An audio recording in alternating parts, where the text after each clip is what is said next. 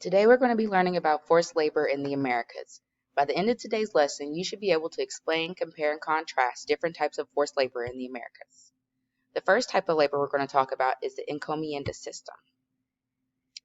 The encomienda system was put into place in Spanish colonies in the Americas. And remember, when we're saying Americas, we're not just talking about the United States of America. We're talking about North America, Central America, and South America. They enforced a strict class system that also involved labor. So the labor system was established by the Spanish crown in the late 1500s. It rewarded Spanish explorers, conquistadors, and militiamen with land in the New World. They also got the labor of the people living on the land. So the king said that because this is a Spanish colony, that all of the people were going to be subjects of the Spanish colonies. When Cortez and Pizarro claimed land for Spain by conquering the Aztec and Inca empires, Spain recognized the land and everything on it as Spanish subjects. The king divvied out the land as he saw fit, so he gave land to the Spanish conquistadors again and the explorers as a reward. The landowners did have to pay him taxes though, so it was beneficial for him to give out more land to make more money, and it was similar to the European feudal system that it had existed for centuries. Spaniards see themselves as superior to the natives. They viewed them as savages because of their religion, human sacrifice, and cannibalism. They thought that they were barbaric savages. Sorry about that. And again, on the right, you can see the encomienda system not only worked and functioned as a labor system, but also a social class system. So African slaves were at the bottom of this social class system. Then the natives that were already on the land were right above them. Mulattoes, which were people who were both Caucasian and African, were right above that. Mestizos, which were Caucasian and Indian, right above that. Creoles, who were descendants of Peninsulars, were the second on the totem pole. And then Peninsulars, who were Spanish aristocrats, people who were born and then immigrated to the Americas, were at the very top. The Spaniards believed it was their responsibility to govern over the natives because they saw the Spanish culture as more enlightened, and they made developments to become the class system for Spanish colonies in the Americas. It was essentially slavery, even though that was not the name that they called it. It was forced labor.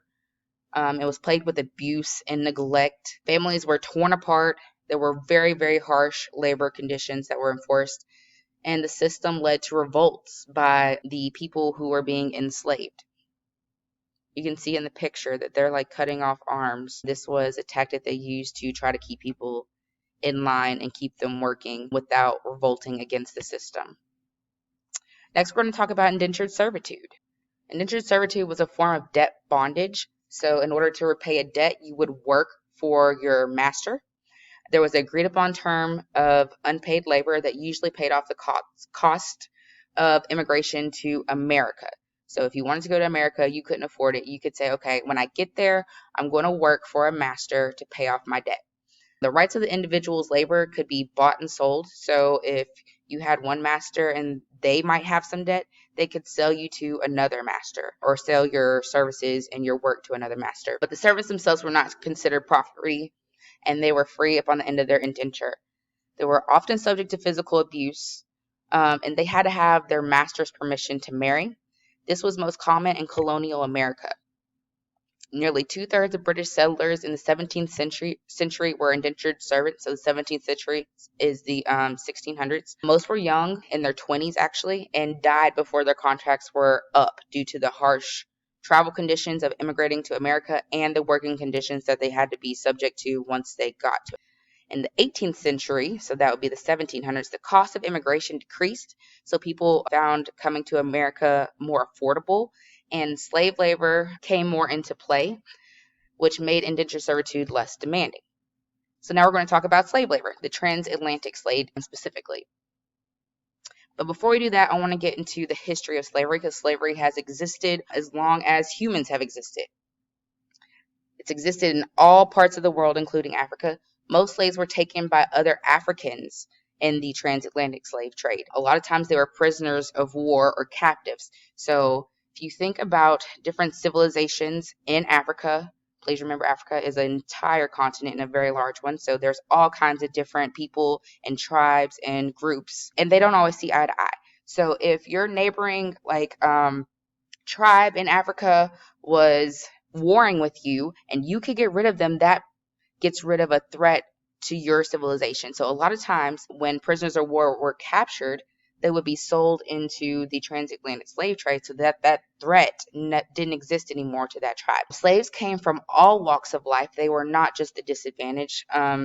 So it could be people who owned land, people who were high up in the hierarchy of the social class systems. So why do European powers turn to African labor specifically? The reason was that the labor was insufficient in the Americas because of epidemics and Europeans bringing diseases and sickness that the natives had not been exposed to. The native population decreased by 50 to 90% when they were exposed to them. There's also evidence of deeply held racist sentiment. Racism was a consequence of racial slavery as well as a cause. So it's kind of a circular path. Slavery caused racism, but also slavery was a result of racism. In English colonies, the supply of indentured servants decreased. Again, the cost to immigrate to America decreased, so people were able to afford it, which meant less indentured servants. So because of that, more people were needed to work on large plantation farms, so they turned to slavery and free labor to meet that need. Africa was vulnerable to slave trade for many reasons, one being political fragmentation. So the order of society wasn't always distinguished in a way that there were any consequences because of the slave trade.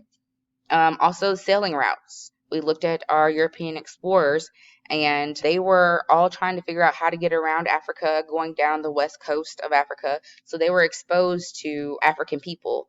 And what they found was that there was a lot of people there. There was a very, very high birth rate in Africa at this time. So there were extra people that Africa could sell into slavery and still function as a society because there's still so many people left. Also, their skills that they were skilled in metalworking, farming, and herding, which made them more marketable as property because they had these skills that they could bring with them. And there were no diplomatic repercussions. Again, there was political fragmentation, so there's not really someone who's going to say this cannot happen. Also, there was a lack of modernization. Things like weaponry wasn't as advanced, so sometimes the Europeans' more advanced weaponry meant that these people could be forced into slavery because they couldn't fight back in a way where they could compete with European weaponry. So where did these slaves come from? Most of them came from the west coast of Africa in 5 regions. You can see those 5 regions highlighted on the map. The Middle Passage is what we call the middle branch of a trade route that took place between Europe, the west coast of Africa, the Americas, and then back to Europe. So it's the middle leg of a 3-part voyage. Again, the middle part is from Africa to the Americas. Began and ended in Europe. They carried cargo of iron, cloth, brandy, firearms. Then they landed on the west coast of Africa, traded those things for slaves. Then they set sail for the Americas, where slaves were exchanged for sugar, tobacco, and molasses. The final leg of the Middle Passage again brought the ship back to Europe. In order to reach the Middle Passage, the slaves had to walk in caravans to the coast. Sometimes they walked 1,000 miles. Many died during the march to the coast, 15 to 30%. 2 million died during the Middle Passage, which was 10 to 15%. Sorry about that, guys. The conditions on board. Slaves were chained together and crammed into small spaces. 300 or 400 Africans were put into the cargo holds on the ships. If you can see the picture in the background, they were crammed that tightly in these ships because the more slaves on one ship, the more the Europeans who were selling and buying them could benefit. There was little ventilation in these areas, so it was hard to breathe. There was also human waste in these conditions, which led to really bad odors and unclean conditions. They were fed once or twice a day and brought on deck for a limited time. This wasn't out of humanity. This was a way to keep the cargo, again, the cargo is the slaves, alive until they reached the Americas, because if they die, then you can't sell them and you can't make money. And bringing them to deck for a limited time allowed them to move their bodies and still be able to function. So this is an example of how tightly African slaves were packed onto ships. The journey of the Middle Passage lasted between 6 to 8 weeks. There was a very high mortality rate, so a lot of people died. Because of this, cargo, again, the cargo is the slaves, was insured. This is actually where insurance started. So health insurance, things like that, started because of the slave trade. Insurance grew to become something else, but it was because the slave traders knew that a good portion of their cargo was going to die. So they would insure them so that they didn't lose as much money. It was common to dump your cargo for sickness or food shortages. So if someone got sick, they would just throw them overboard. Or if there wasn't enough food to feed all of the slaves, then they would just throw some overboard. Slave mutinies were common.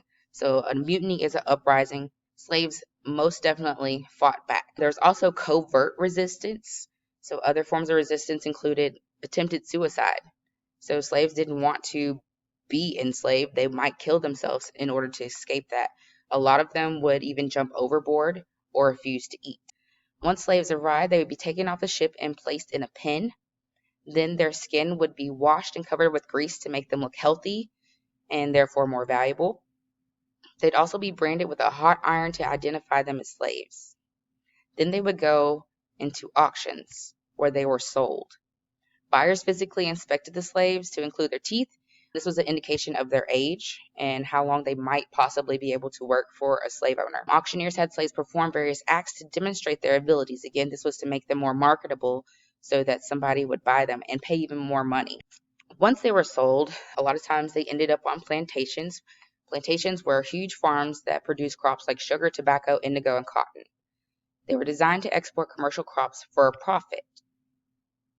They relied on large amounts of slave labor, and they were supervised by small numbers of European or Euro-American managers.